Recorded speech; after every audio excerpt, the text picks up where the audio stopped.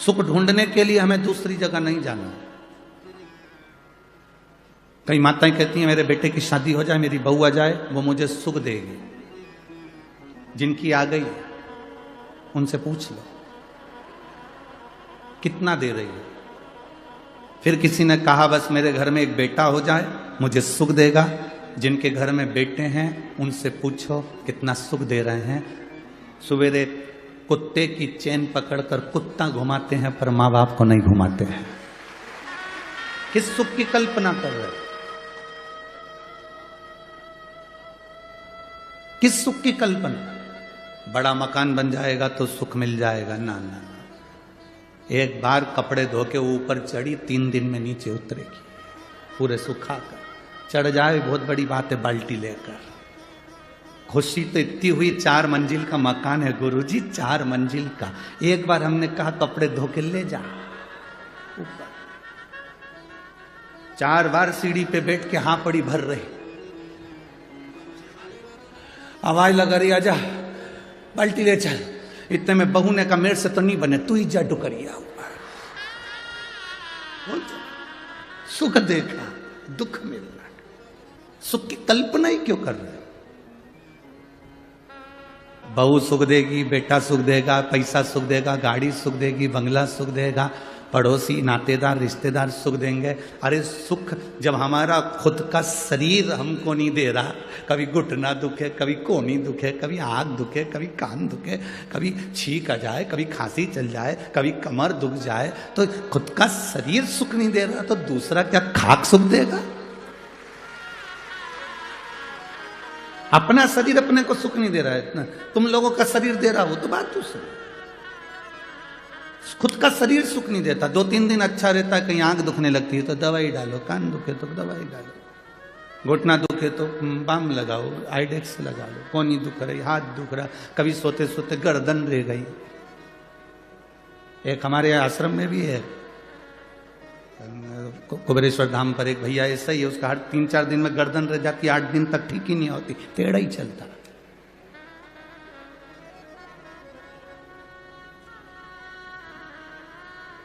सुख ढूंढो। अब तुम सुख ढूंढने के लिए गए हो, जब सुख अपना शरीर नहीं दे रहा तो दूसरे से क्या आस लगाना रे भाई? हम दूसरे से क्या आस लगाना? हाँ, जिंदगी का सबसे बड़ा सुख अगर कहीं है 5 दिन 7 दिन जो आप कथा के पंडाल में बैठते हो, अपनी मस्ती में कथा का रसतत्व ग्रहण करते हो, दर्शन करते हो, चले जाते हो, वो सुख है। शिव मंदिर में जाकर 1 लोटा जल चढ़ा रहे हो, बाबा से अपने दिल की बात कह रहे हो, वो सुख है। सच्चे गुरु की शरणागति में बैठकर कुछ ज्ञान ले रहे हो, वो सुख है। गौ माता की सेवा कर रहे हो, वो सुख है। माता पिता की सेवा कर रहे हो, वो सुख है। टेंशन को छोड़कर अपनी पत्नी अपने बच्चों के साथ भले गरीबी की जिंदगी जी रहा है पर खुश होकर जी रहा है, वो सुख है। उसको सुख कहते हैं। अमीर को सुख मिलता है गले में सोने की चैन से। काय से सुख मिल रहा है? जम के बोलो जरा। गले में सोने की चैन से। और गरीब को सुख मिलता है आराम से गद्दे पे सोने से।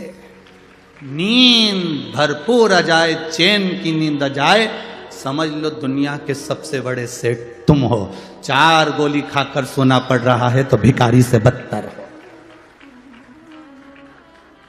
4 गोली खाकर अगर सोना पड़े, थायराइड की गोली, बीपी की गोली, शुगर की गोली, नींद की गोली, 4-4, 5-5 गोली रात को खा के सोना पड़ रहा है और तुम कह रहे हो मैं सेठ हूं। काय का सेठ?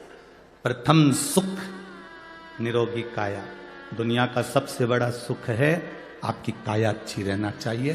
तो आप बड़ा पाव भी खाओगे तो पच जाएगा, नहीं तो बड़ा अलग पाव अलग जाएगा। काहे का मतलब? शरीर में सुख नहीं और तुम अन्य सुख की बात कर। लाखों का धन भले तुम्हारे घर में हो और अगर तुम 4-5 गोलियां रोज की खाकर सो रहे हो तो तुम सुखी नहीं हो। धन से कभी कोई संसार का व्यक्ति सुखी नहीं हुआ, उसको आत्मा से और मन से सुखी होना पड़ेगा, अपनी चित्तवृत्ति से सुखी होना पड़ेगा। भगवान नारायण बैकुंठ में रहते हैं, लक्ष्मी जी से कहते हैं मुझे जगत की चिंता है। भगवान ब्रह्मा सरस्वती के साथ ब्रह्मलोक में रहते हैं और ब्रह्माणी से कहते हैं मुझे जगत की चिंता है। इंद्रलोक में रहते हैं और कहते हैं मुझे अपने सिंहासन की चिंता है। गरुण वरुण 33 कोटि देवी देवताओं को देखिए, सबको चिंता लगी हुई है।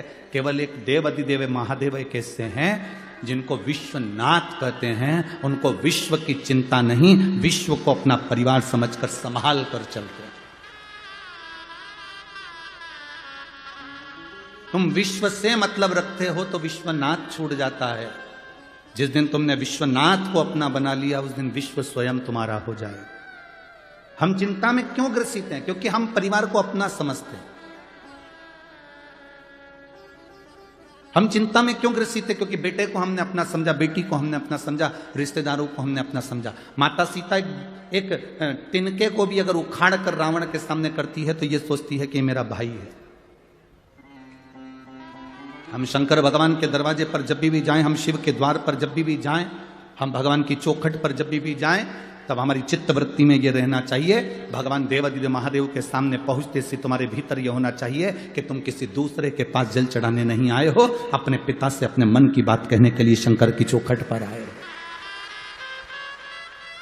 शिव की चौखट पर हम अपने दिल की बात कहने के लिए, अपने मन की बात कहने के लिए, हम किसी दूसरे से कहने नहीं आए।